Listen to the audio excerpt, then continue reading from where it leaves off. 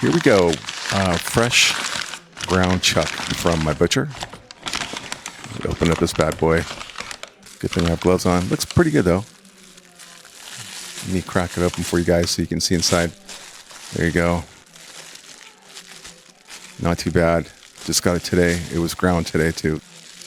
So this is ground chuck. Picked up from my butcher. It comes from the shoulder. So it's a muscle the cow actually uses a lot. That's why you get a nice mix of meat and fat. At this level, you can already see the fibers. They're kind of messy, not perfect, but clearly real muscle. Okay, so what is this stuff? Anyways, let's break this down. So that big blob is a chunk of ground chuck tissue. The larger translucent mass, that's muscle tissue that's been ground and slightly smeared under the cover slip. Those dark lines and streaks inside of it, that's compressed muscle fibers and connective tissue. And the tiny round dots everywhere, they're fat droplets. They scatter like crazy, but they stand out. So let's take this bad boy up to 100x magnification. And now you can see how the fat sits between the fibers. It's almost like it's threaded through it. That's why it helps with the flavor and texture. Ground chuck is usually around 80-20. So mostly lean meat with enough fat to keep it juicy. That balance is why it's so common for burgers. Okay, bump it up to 400x mag. At this point, it starts to look like a little abstract, but you're still looking at the same thing. Broken down muscle, connective bits, and fat spread throughout. Sounds good, right? It might not look like a burger anymore, but it all traces back to the same place. And the crazy part is, this close, you can still see how everything is connected. The fat isn't separate. It's woven right into the place and structure. And those small variations, that's what changes how it cooks, how it tastes.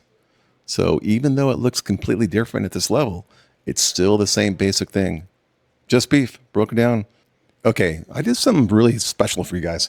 For this part, I'm adding a blue dye to the slide. I'm placing a small drop right next to the edge of the cover slip. I mean, not directly on top. So then on the opposite side, I'm using a paper towel. What that does, it pulls the liquid across the slide. You're probably wondering why that blue dye is going around that island looking thing. Like, that's because the dye is water based and that spot, it's fat. So water and fat, they don't mix. So the dye can't soak into it. So instead it follows the edges and wraps around it, kind of like water moving around something in its way. So the dye slowly moves underneath the cover slip and through the sample. It's a simple trick, but it works very well. As you can see, the dye moves through. You'll start to see the parts of the sample change. But once the dye hits, it adds contrast. So now the fibers, the fat, and the smaller details start to stand out more. You might notice certain areas getting darker than others. That's normal. Different parts of the tissue absorb the dye differently, depending on what they're made of. So instead of everything looking flat, you start to see separation, layers, and texture. And as the dye keeps moving through the slide, you can actually watch the process happen in real time. It's not instant. It kind of spreads slowly, unevenly, which makes it easier to see how everything is arranged. So the blue dye isn't changing what's there. It's just making it a little bit easier to see. Okay, now we're headed over to the Golden Arches McDonald's. Let's take a look. Yep. Here's all the onions on top of the first patty. And yeah, it looks pretty nasty. But let me tear this up a little bit and see what actually is inside. Okay. Looks good, huh? Yeah, not so much. Let's put this down. Let me take off the, let me find the second patty.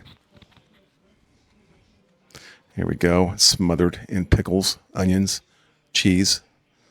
Good thing I'm wearing gloves. And there's the inside, kind of. All right, I think I'm going to just, yeah, what's that? Yeah, enough of this. Oh, gross. Okay, so this is a McDonald's Big Mac under 40x mag. And right away, it looks completely different from fresh ground beef. The structure is way more broken down. Instead of long, defined muscle fibers, you're seeing fragmented pieces, almost shredded.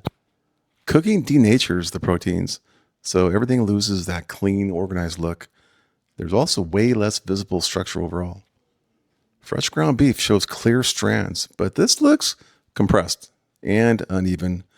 You'll notice these lighter patches too. That's fat, but it's melted and redistributed during cooking, so it spreads out instead of staying in distinct chunks. And the color? It's more uniform, more muted, because heat has already changed the chemistry of the tissue. So instead of a living structure, you're looking at something that's been fully altered. Same origin, completely different microscopic world. So this is the same Big Mac, now at 100x mag, and this is where things get really interesting. At this level, you can see just how much the structure has changed. The muscle fibers are no longer clean or linear. They're broken, twisted, and clumped together. Almost like that original tissue has been pulled apart and then compressed. That's the result of heat, you guys. Cooking causes the proteins to denature, which basically means they lose their natural shape. So instead of organized strands, you get this dense, irregular texture. So look closely here. You'll notice these small rounded areas. That's fat. At 100x, you can see how it's melted and spread through the tissue instead of sitting in solid chunks like fresh ground beef. It's almost fills the gaps, creating a smoother, more uniform appearance. And compared to raw beef, there's way less definition. Fresh samples show clear separation between fibers, but here, everything blends together. Less structure, more compression. What you're seeing isn't just meat anymore. It's meat that's been fully transformed. Same source, but under the scope is a completely different world. At 400x, at this level, it barely even looks like food anymore, you guys. The structure is almost completely lost. Instead of fibers, you're seeing dense, irregular clusters. Everything is tightly packed, broken down, and compressed. That original muscle tissue is no longer recognizable. Cooking has completely altered it. At 400x, you can really see the effects of heat on protein. The strands have collapsed into each other and forming this uneven, almost grainy texture. Look at how little separation there is. In fresh ground beef, you'd still see distinct fibers, but here, it's all fused together. Now focus on these lighter areas. Those are fat deposits. Okay, another surprise for you guys. I am going to add some blue, methylene blue stain on the slider here. So it's right on the edge of the cover slip and the opposite side. Again, I'm using a paper towel to draw the stain across the slide. So instead of flooding everything, the dye moves through smoothly and evenly. You can see it entering the frame now, but the faint blue edge, which is a lot because it's more than the butcher slide, but there's the stain spreading. So you can see the difference. The areas it reaches first start to sharpen, edges become more defined, details begin to separate right here. So you can actually see the transition happening, unstained on one side, stained on the other. Same sample, completely different clarity. As the stain continues to move across, more of the structure comes into focus, and those broken muscle fragments are much easier to see now. Before, they were faint, kind of blended together. Now they stand out. And they look at these lighter areas, that's fat. It interacts differently with the stain. So you get a contrast between components. That's what makes this so useful. The stain isn't changing what's there, it's just making the structure visible. And now, as it finishes spreading across the slide, the entire field of view has transformed. Same burger, same mag, but way more detail.